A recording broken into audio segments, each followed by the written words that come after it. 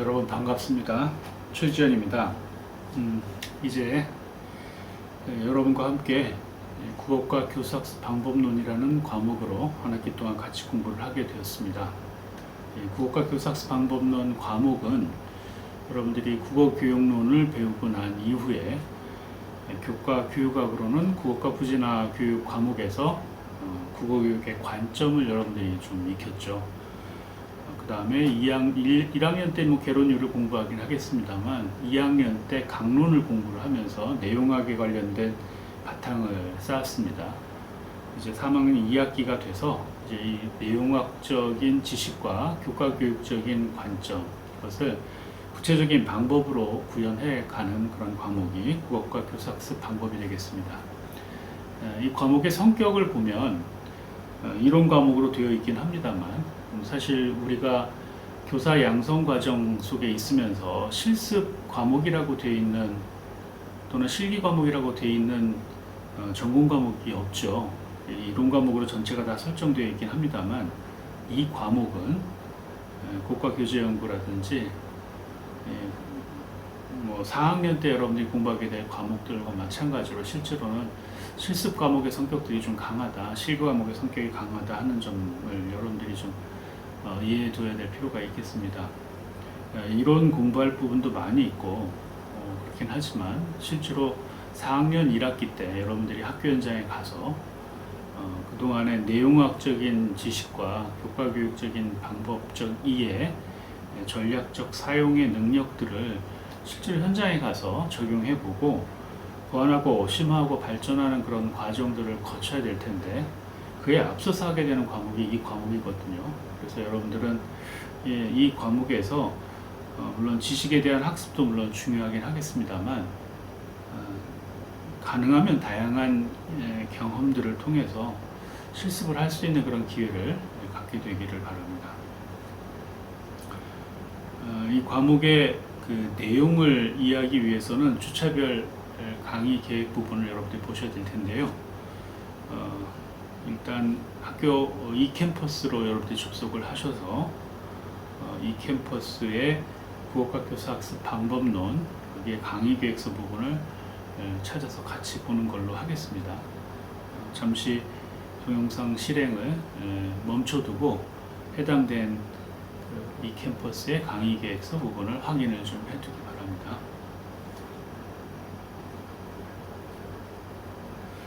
자, 이제 여러분들이 이 강의 계획서를 좀 보고 있겠죠? 강의 계획서에 주별 강의 계획 부분을 보면 이번 시간이 오리엔테이션에 해당되는 시간이 되겠고요.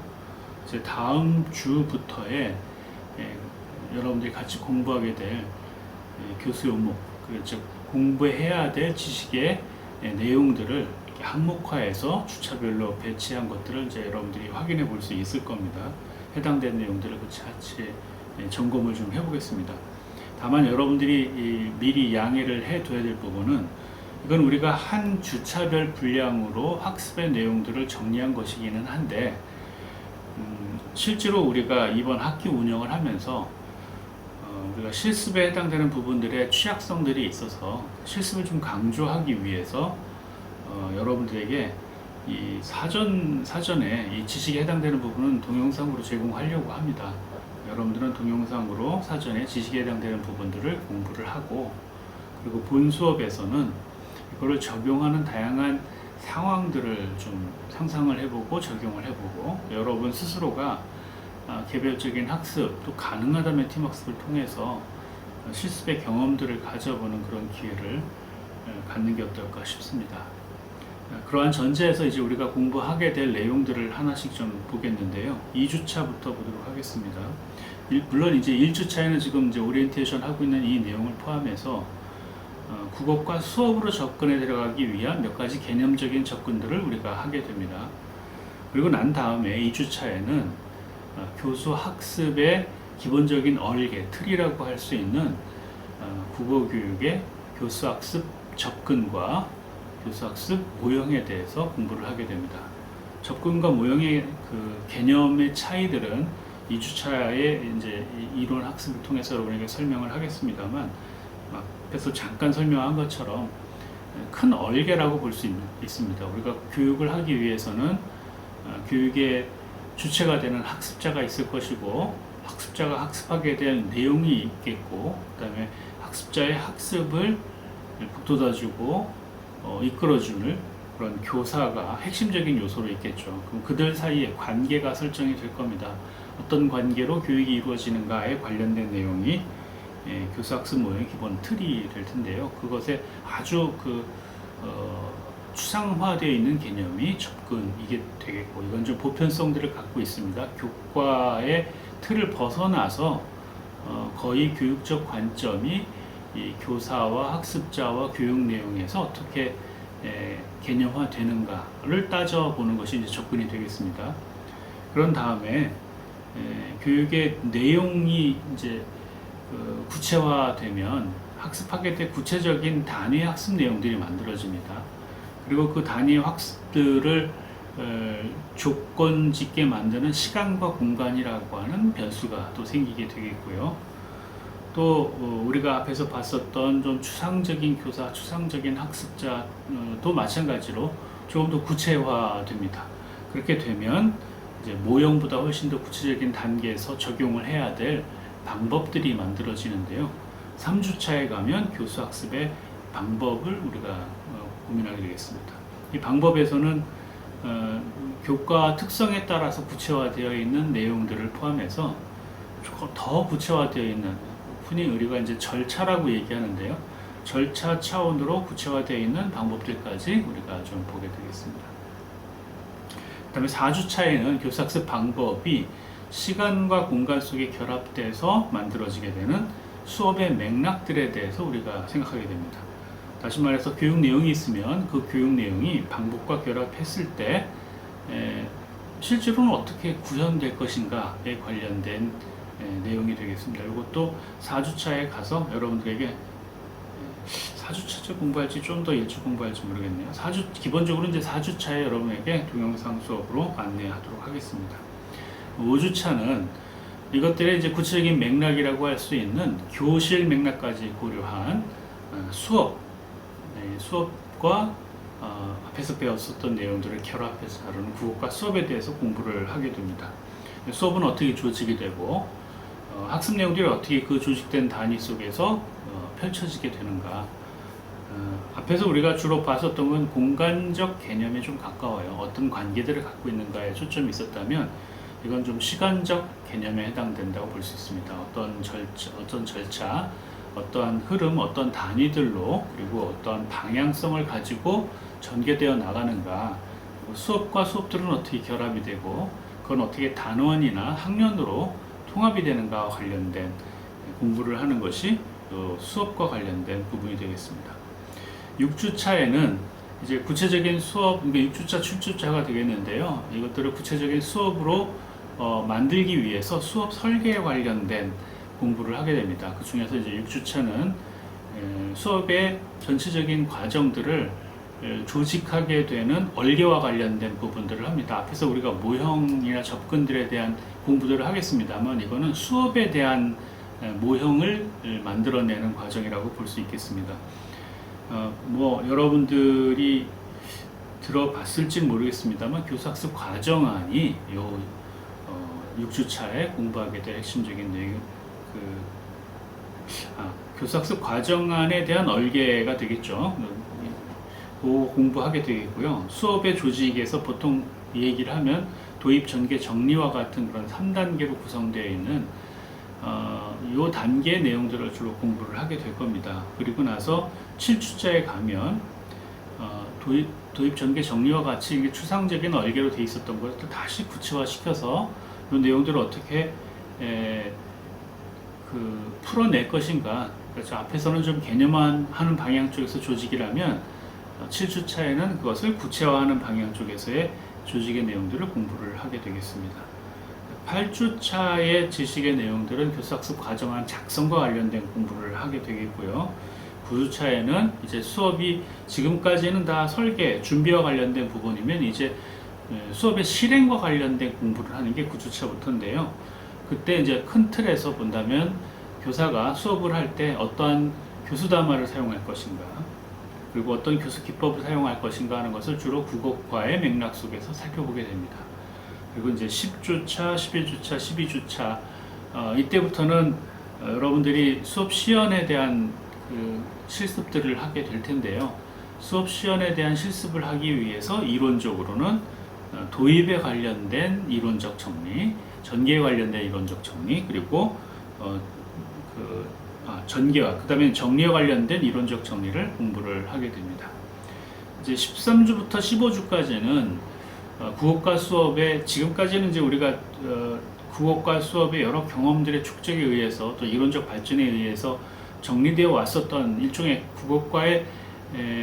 국어과 수업을 위한 교수 과정의 관습적인 측면들에 초점을 좀 뒀었다면 13주 차부터 15주 차까지는 국어과 수업의 미래와 관련된 내용들을 좀 하나씩 공부를 하게 되겠습니다.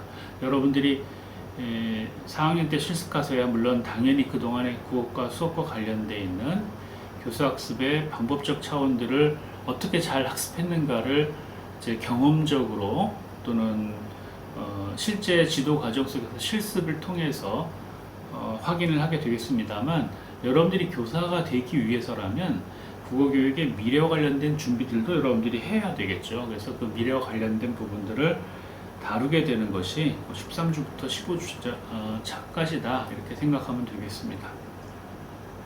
이게 이제 우리가 이 과목에서 다뤄야 될 교육의 내용 요소라고 얘기를 할 수 있겠고요. 개념으로 본다면 15개 정도에 되는 개념들을 여러분들이 공부한다고 볼 수 있습니다. 그 중에서 핵심은 물론 수업이 되겠습니다. 수업과 관련되어 있는 여러 방법들을 공부를 하게 되는데요. 그 방법들은 사실 지식으로 익혀서는 여러분들이 기억을 다 하지는 못할 겁니다. 그리고 임용시험에서도 그 방법들을 다 다루지는 않고요. 모형 차원에서의 내용들을 주로 시험에서는 다루게 되는데, 지식 부분들은 그렇게 여러분에게 동영상 자료로 제공하면서 공부할 수 있게끔 해주겠고요. 실제 본 수업에서 그 내용들을 이끌어내서 실제 상황 속에 좀 적용하는 공부들을 하도록 하겠습니다. 교수학습의 이제 주차별 내용들은 지금 설명을 했고요. 그 다음에 교수학습 방법과 관련된 부분들을 좀 봐야 되겠는데요. 이 과목은 기본적으로 블렌디드 러닝 방식으로 진행이 됩니다. 상황적 특수성들을 여러분들이 좀 알 수 있겠죠. 비대면 수업을 해야 되는 상황이 진행이 된다면 우리가 블렌디드 러닝의 오프라인의 수업도 일정하게 비대면으로 진행할 수밖에 없기 때문에 이 부분을 어떻게 구체화할 것인가 하는 부분들은 이제 나와 여러분들이 같이 고민해야 될 부분이긴 합니다. 특히 이제 수업 시연이 이 수업에서 한 30% 정도의 비중을 갖고 있어요. 나중에 평가에서도 그 정도의 비중을 가지고는 있겠습니다만 매우 중요합니다. 이 매우 중요한 부분들을 우리가 비대면 속에서 진행을 해야 된다면 여러분들하고 개별적인 지도 과정도 물론 당연히 필요할 것 같고요. 피드백도 물론 이제 개별적으로 좀 이루어져야 될 필요가 있겠고, 발표도 좀 특별한 방법을 할 수밖에 없는 상황입니다. 지금 생각으로는 이제 우리가 쓸 수 있는 수단들이 몇 가지가 있습니다. 줌이라고 하는 방법도 있겠고요. 그 다음에 이제 이 캠퍼스에 설치될 것으로 예정되어 있는 웹엑스라고 하는 프로그램을 사용하게 될 수도 있습니다.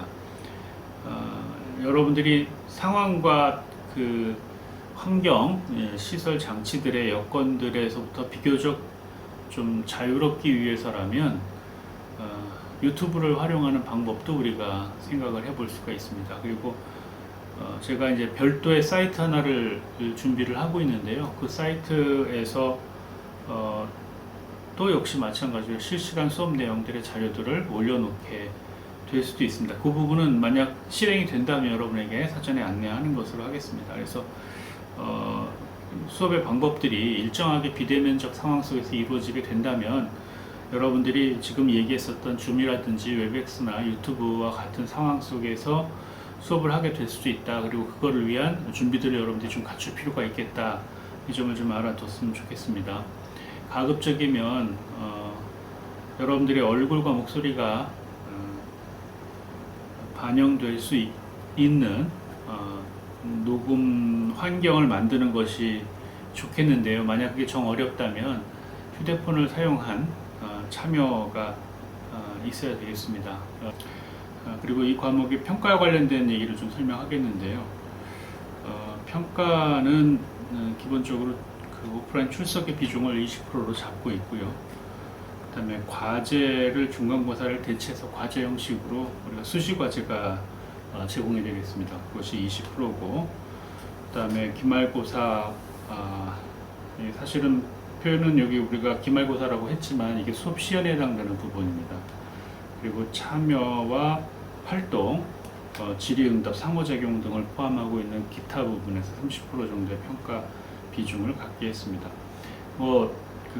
형식은 이렇습니다만 실제로는 출석을 빼고는 수업 시연을 위한 준비와 수업 시연의 과정들, 그리고 사업 후에 제출하게 될 포트폴리오까지 포함된 것들이 전체적인 평가 내용이라고 생각하면 되겠습니다. 이게 일련의 과정이고, 가급적이면 과제를 분량을 좀 적게 내는 대신에 지속적으로 과제를 수행할 수 있게끔 해서 학습 활동과 과제가 대응될 수 있게끔 하는 게 제 원래 목표입니다. 이걸 통해서 여러분들이 그 수업 시연 능력을 중심으로 한 전문적인 그 현장 실무 역량들을 갖추게 하는 것에 초점을 두고 이 수업을 진행할 거다, 이렇게 생각을 하면 되겠습니다. 이 과목은 이제 상당 부분이 온라인을 통해서 진행될 수밖에 없습니다만, 따라서 이 캠퍼스의 활용에 여러분들이 좀 주목을 해주시고, 이 캠퍼스에 있는 그 메뉴들을 보면 강의 자료실을 통해서 여러분에게 제공되는 강의 자료나 온라인 수업 부분도 물론 중요하긴 하겠습니다만, 그 강의 게시판에 그 1대1 상담이나 또는 질의응답 부분이 있죠. 그리고 과제 게시판에 과제 부분하고 토론 부분, 이 활동을 적극적으로 여러분들이 활용을 해 주시기를 부탁드립니다. 매우 중요하다는 거 다시 강조하니까 나중에 이 부분에 대한 얘기를 충분히 고집받지 못했다는 얘기를 하지 않았으면 그럼 좋겠습니다. 오늘 오리엔테이션은 이것으로 마치도록 하고요. 요 강의 내용과 별개로 기본적인 개념학습에 관련된 내용도 여러분에게 함께 제공하도록 하겠습니다. 그러면 오리엔테이션 여기서 마치도록 하겠습니다. 여러분 수고하셨습니다.